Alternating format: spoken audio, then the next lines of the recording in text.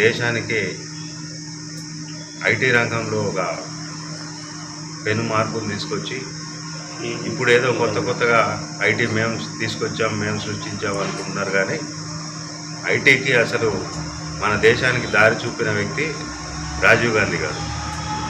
వారు చూపించిన బాటలో ఈరోజు కూడా కాంగ్రెస్ పార్టీ కానీ ప్రజలు కానీ అదే బాటలో నడుస్తూ యువత ముఖ్యంగా ఈరోజు ఐటీ ఉద్యోగాల్లో బాగా స్థిరపడి వారు ముందుకు వెళ్తూ ఉన్నారు.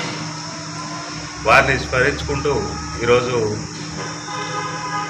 బోధన్ పట్టణంలో చాలా పెద్ద ఎత్తున ఘనంగా జరపడం జరిగింది.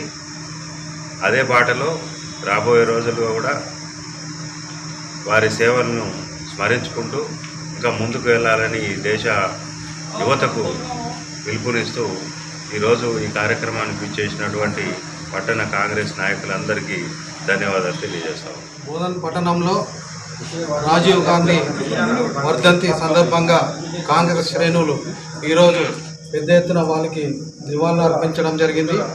1991 సంవత్సరం మే నెల 21వ తారీఖున తమిళనాడు పెరంబదూర్లో ఆయనను బాంబ్ బ్లాస్టులో ఉగ్రవాదులు చంపేయడం జరిగింది.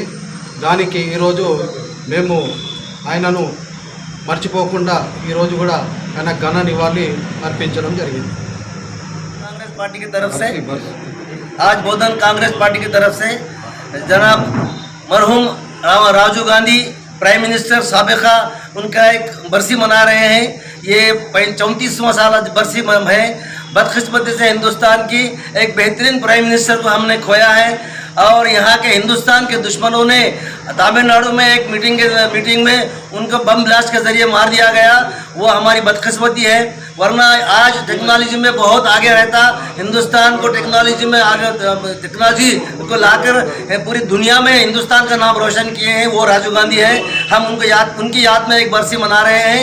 बहुत अच्छे तरीके से बरसी मनाते हुए उनके बताए हुए रास्तों पर चलने के लिए हम पूरे हिंदुस्तान के वासियों को और कांग्रेस पार्टी के वर्करों को हम हिदायत करते हुए हम बात करते हैं।